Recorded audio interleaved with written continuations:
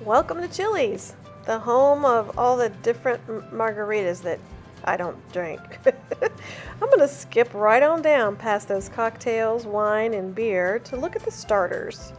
So if we look at the starters, you can see we have lots of unhealthy choices. We have some decent choices too, though. You could bring your own chips, and you could do the skillet queso with your own chips and have their salsa and the queso. You could do the same thing with the white spinach queso, which is amazing. If you've never had it, it's delicious. Of course, the fresh guacamole. So those are good options if you want to bring your own chips. The only other great option might be the bone-in wings, but you need to be careful of those sauces. The house barbecue, the honey chipotle, possibly the mango habanero, those are probably going to have sugar, so you might want to stay away from those and just stick with the buffalo, or maybe even do what I usually do, which is just get naked wings and dip them in ranch. Now, I'm a really big salad fan, so when I see great salad options, that gets me excited.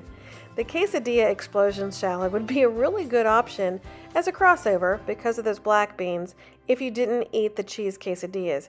Now, if you keep those black beans down to, I believe it's a 1/4 cup or lower, it might still be an S, but check me on that. I'm not 100% sure. If you know, please let me know in the comments below. The other good salad choices would be the Santa Fe grilled chicken salad or the Southwest chicken Caesar salad without those tortilla strips. The Caribbean salad would probably be another good crossover option because you have the fruit and then you also have that honey lime dressing, which I would assume has oil in it, but you would want to get it without the dried cranberries. And you might check the nutritional information on that honey lime dressing because depending on that fat content, this could possibly be an E salad. My favorite salad at Chili's, though, is the grilled chicken salad. Tomatoes, corn and black bean salsa, shredded cheese, and that honey lime vinaigrette. Delicious. Now, as far as the sandwiches here, the California Turkey Club and the bacon avocado grilled chicken sandwich would both be great S choices as long as you got it without a bun, and you would have to substitute the fries for something else. I usually get their broccoli. It's pretty good. Now, as far as their soups and chili are concerned, I usually stay away from soups and chili at restaurants just because you never know what they add. They could have some sort of starchy in there or some kind of thickener that would not be on plan. So I usually just have those at home. Now, Chili's burgers are really pretty good. So as long as you got it without the bun, several of these would work. The Boss works. Alex's Santa Fe would work. Now, the Southern Smokehouse Burger has these awesome blossom petals.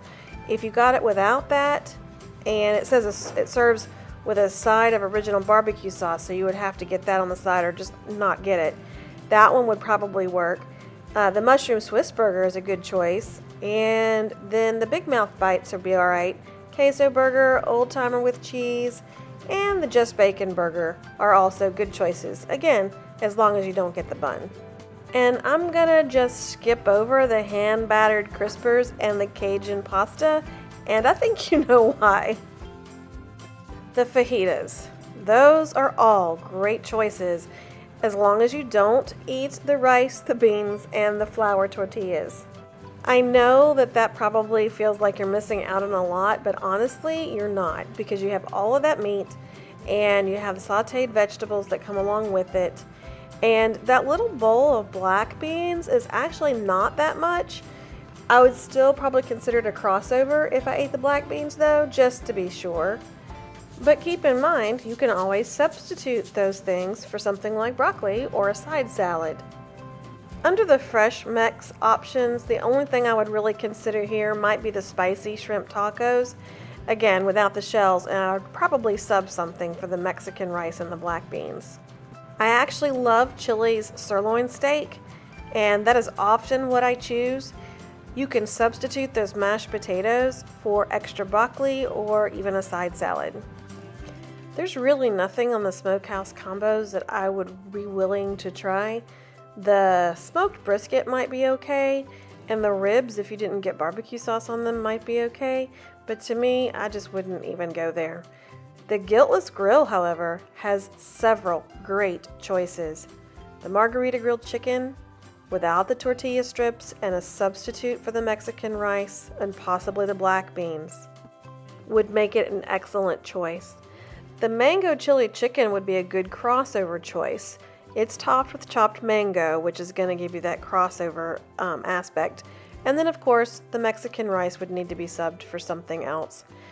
The classic sirloin with grilled avocado is yummy. I've had that before, and it comes with roasted asparagus, which is delicious. The ancho salmon I've had before as well, and it is fantastic. And instead of Mexican rice, I just got a double order of broccoli. And we've already talked about the grilled chicken salad. Yummy! The meal deals at Chili's are actually pretty good, and my husband and I often take advantage of those. You can look at the options and you'll see that they're all on the menu previously. You just have to go through and choose which ones would be right. The same thing with the lunch break combos. Again, just make your best choice based on what we've already talked about. Let's talk about sides for a moment. I mentioned quite often that you could substitute sides. So if you want to stay in an S setting, you could choose the broccoli, you could choose the roasted asparagus, and you could probably choose the coleslaw. I've never asked about the ingredients of the coleslaw, so you might want to do that. If you're trying to stay with an E, then the black beans or the steamed broccoli without butter would probably be a good choice. And the roasted asparagus might be as well, again, as long as it's not cooked in oil or butter. And if you've watched any of my other videos about eating out, you know that I skip right over the sweet stuff. So here we are. What did I choose? On this particular occasion, I decided to try the chicken fajitas. Forgive this picture. I completely forgot to take a picture before I started eating. I was pretty hungry that afternoon. I subbed out the rice for broccoli and really enjoyed it. I actually got a double portion of the broccoli, but I already ate some, so this picture only shows about half. Now this is a picture of the pork carnitas, which is honestly actually what I ordered, but they accidentally dropped chicken fajitas instead of the pork, and when the server realized that, she let me keep the chicken and then she brought out the pork, but they didn't substitute anything on the pork plate. So what I ended up doing was eating the chicken fajitas, and they were very, very good, and I ended up taking the pork carnitas home for my husband to have for lunch the next day. If you are interested in following our travel vlog, please look in the description below. I'll leave a link for our channel. Thank you so much for watching. If you haven't already, don't forget to subscribe to this channel so you can see whenever I release new videos about THM and eating out.